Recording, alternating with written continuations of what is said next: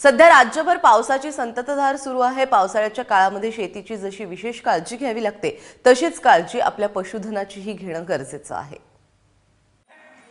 पावसाळ्यात जनावरांच्या व्यवस्थापनाकडे लक्ष देणं अत्यंत गरजेचं आहे। सध्या राज्यभर पावसाची संततधार सुरू आहे, त्यामुळे शेतकऱ्यांनी जनावरांना झाडाखाली बांधू नये, अन्यथा वीज पडून जनावरं दगावण्याची भीती असते।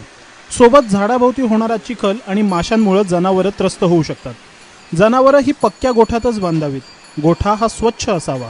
गोठ्याचं फ्लोरिंग हे सिमेंटचं किंवा मुरमाचं असावं।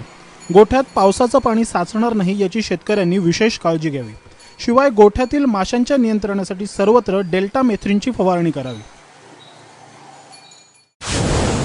पावसाळ्यामध्ये जे जनावरे आहेत हे गोठ्यामध्येच बांधली गेले पाहिजेत। त्याचबरोबर गोठ्यामध्ये कुठल्याही प्रकारची आर्द्रता किंवा पाणी साचेल अशा पद्धतीचा गोठा नसावा। तिथे मुरमाचा फ्लोरिंग केलेला असावं।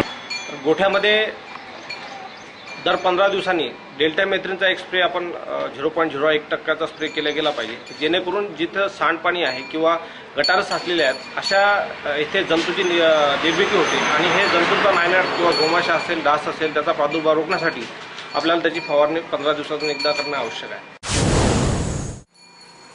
पावसाळ्यात जनावरांच्या आहाराकडे लक्ष देणं अत्यंत गरजेचं आहे। सततच्या पावसामुळे रोगराई पसरण्याचा धोका असतो, यामुळे जनावरांना हिरवा चारा कमीत कमी द्यावा।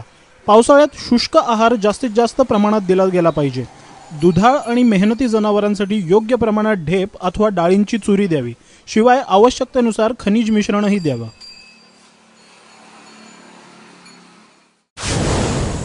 हिरवा चारा सुद्धा अतिशय त्या जनावरांच्या खाद्यामध्ये आपण देऊ नयेत, कारण पावसाळ्यामध्ये बऱ्याचशा वेळेस त्याला अतिसार किंवा हगवण लागण्याची शक्यता दाट असतो आणि त्यामुळे हिरवा चारा सुद्धा आपण समतोल आहार जनावरांच्या खाद्यामध्ये आपण दिला गेला पाहिजे। त्याचबरोबर शुष्क आहार सुद्धा आपण जनावरांना दिला गेला पाहिजे आणि काही प्रक्रिया सुद्धा आपण करू शकतो, जसं की गव्हाचं काढ असेल, काही भुसा असेल तर 100 किलोसाठी आपण 30 ते 40 लिटर पाण्यामध्ये आपण गुळाचं पाणी 5 ते 10 किलो कमी प्रतीचा गुळ, 1 ते 2 किलो खडे मीठ, 1 किलो मिनरल मिक्सचर अशा प्रकारे आपण किंवा 1 किलो युरिया अशी ट्रीटमेंट किंवा प्रोसेसिंग आपण त्या खाद्यामध्ये देऊन एक सकस आहार निर्मिती सुद्धा जनावरांच्या आरोग्याच्या दृष्टिकोनातून आपण करू शकतो।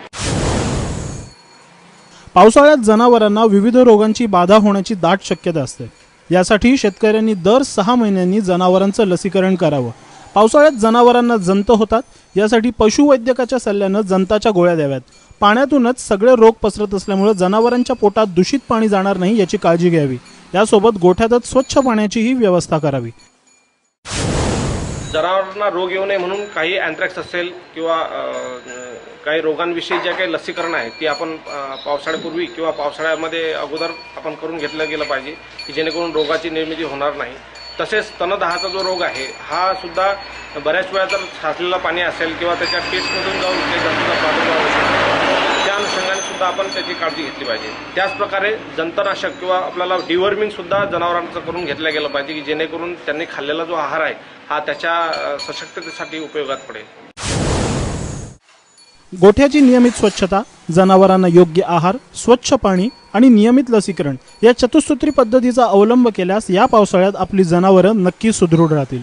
चंद्रशेखर नेवे, एबीपी माझा, जळगाव।